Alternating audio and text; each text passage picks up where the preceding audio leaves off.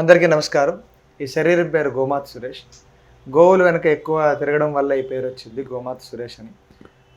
ఈరోజు మనం ఆరోగ్య సమస్యల్లో భాగంగా కొన్ని రకాల రోగాలు ఉన్నాయి. అవి చాలా ఎక్కువ ఇబ్బంది పెడతా ఉంటున్నాయి. ఆ ఇబ్బందుల్లో భాగంగా నొప్పులు అనే సమస్య, అంటే వేడి అనే సమస్య. శరీరానికి ఎక్కడ పెడితే వేడి ఉంటాయంటే నవరంధ్రాల్లో వేడి ఉంటుంది. నవరంధ్రాలు అంటే కళ్ళు, ముక్కు, నోరు, చెవులు, ఇంకా మలద్వారం, మూత్రద్వారం ఇలాంటివన్నీ ఉన్నాయి కదా. ఈ బొడ్డు కానీ ఇవన్నీ సమస్యలు. అరిపాదాల మంటలు, తల మాడు ప్రాంతాలు, కళ్ళు, ఈ నుదురు ప్రాంతాలు, తల వెనక మంటలు, ఇవన్నీ మండుతుంటాయి. ఒక్కోసారి తెలియకుండా మనం ఆహారంలో లోపంలో కానీ, మన శరీరంలో పిత్త సమస్యలు పెరిగిపోవడం వల్ల కానీ ఆడుతుంటాయి. దానికి ఒక మంచి ఉపాయంతో ఈరోజు ఒక ఆకుతో వచ్చినాం. ఒక ఆకు వల్ల మనం తగ్గించుకోవచ్చు. ఆకు అంటే పంచాంగాలు వాడుకోవచ్చు.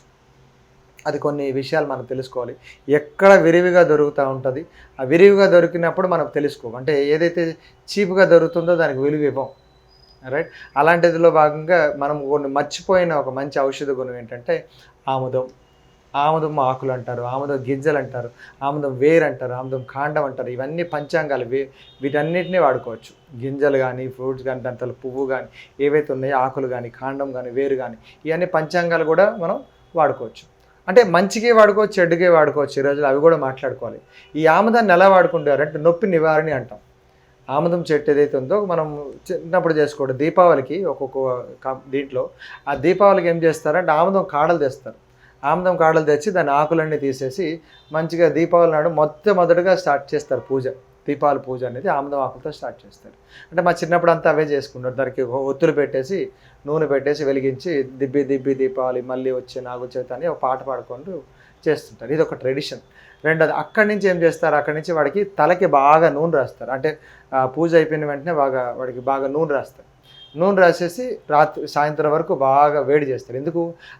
అది మంచి శీతకాలం రిలేటెడ్. అంటే వర్షము నెక్స్ట్ శీతకాలం రెండిట్లో మధ్యలో వచ్చిన ఒక కాలం అక్టోబర్ నెలలో దగ్గరలో వస్తుంటుంది. అంటే అక్కడి నుంచి శీతకాలం మెల్లగా స్టార్ట్ అవుతుంటుంది. రైట్. అక్కడి నుంచి అంటే తలకి బాగా ఆముదం ఎప్పుడైతే రాస్తారో, తలకి బాగా ఆముదం రాసుకుంటున్నప్పుడు చలవ చేస్తుంది దాన్ని. వాడికి ముక్కు బాగా లోపల పడిసం ఏదైతే ఉందో మొత్తం అంతా పడుతుంటుంది. కఫం ఏదైతే ఉందో అంతా దిగుతుంది. ఆ తలకి బాగా మర్దిస్తూ ఉంటారు. ఆ మర్దించడం వల్ల ఏంటంటే మెల్లగా ఆ తలతాలుగా మాడు ప్రాంతాలన్నీ కిందకి దిగుతూ ఉంటాయి. వేడంతా కింద దిగి ముక్కు ద్వారా, కళ్ళ ద్వారా, బాగా కఫం ద్వారా మొత్తం అంతా మెల్లగా బయటకు వస్తుందని అందుకని ఆముదం రాసేవారు.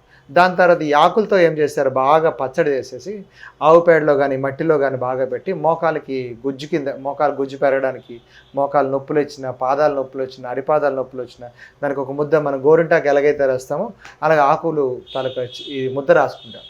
మంచిదే, మనకి ఊర్లో సింపుల్గా దొరుకుతుంది కదా. ఇప్పుడు ఏంటంటే చిన్న ఆకులు అయిపోయింది. ఎందుకంటే పొల్యూషన్ ద్వారా అది దానికి న్యూట్రిషన్ అందట్లేదో ఏమో కానీ ఎక్కడ పడితే అక్కడ దొరుకుతుంది. కానీ చిన్న ఆకు అయిపోయింది. ఒకప్పుడు చాలా పెద్దది ఉండేది, పెద్ద పెద్ద ఆకులు ఉండేవి. దాంతోపాటు దాంట్లో మంచిగా గింజలు వస్తుంటాయి, ఒక గ్రీన్ గింజలు వస్తుంటాయి కదా. దాని ద్వారా ఆముదం ఆయిల్ తయారు చేస్తారు, ఆముదం నూనె. అబ్బా ఇది ఎంత మంచిది అంటే ఇప్పుడు ఇందాక మనం తలకు రాసుకున్నాం కదా. అదేవిధంగా ఏంటంటే ఒంటికి బాగా పట్టించేవారు. ఎవరైతే తగువులకు వెళ్తారో, తాలింఖానాలకు వెళ్తారో, మంచిగా కుస్తీ పడతారో వాళ్ళందరికీ, లేకపోతే దొంగతనాలకు రాత్రిపూట వెళ్తారో వీళ్ళందరూ పొరగాళ్ళు బాగా మర్దించారు. ఎందుకంటే జారాలి, చేతులు బాగా జారాలి. ఇంకోటి, ఎప్పుడైతే ఆముదం బాగా పట్టిస్తారో ఈ చర్మంలో ఉండే ఫ్యాట్స్ అన్నీ తగ్గిపోయి కింద మజిల్స్ తయారవుతాయి బాగా, అది ఒంటికి పట్టిన తర్వాత. ఇంకా కొందరికి ఆ నూనెలో బాగా ఎండిపోయిన ఆముదం గింజలను బాగా పెట్టుకొని వాళ్ళు చేస్తే అప్పుడేం అది వంటల్లో వాడేవారు. ఎవరికి?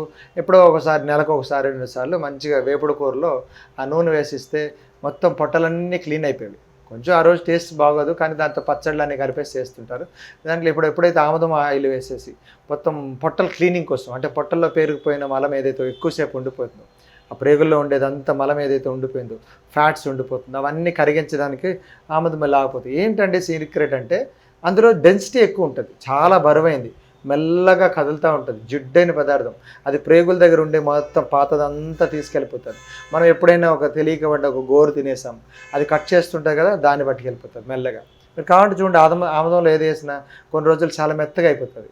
దాని తర్వాత వెంట్రుకలు ఎండిపోయి అవి కానీ అరగకపోతే వాటిని వెళ్ళిపోతాయి. కొందరు చిన్నపిల్లలు కొన్ని నిమ్మకాయ తాల గింజలు, ఆపిల్ తాల గింజలు అన్నీ మింగేస్తూ ఉంటారు, అది కూడా పొట్టల్లో ఉండిపోతాయి. అది ఎప్పుడైతే అపెండిక్స్ ప్రాబ్లమ్స్ రాకుండా ఉండడానికి ఏం చేస్తారు, ఆముదం తాగిస్తారు.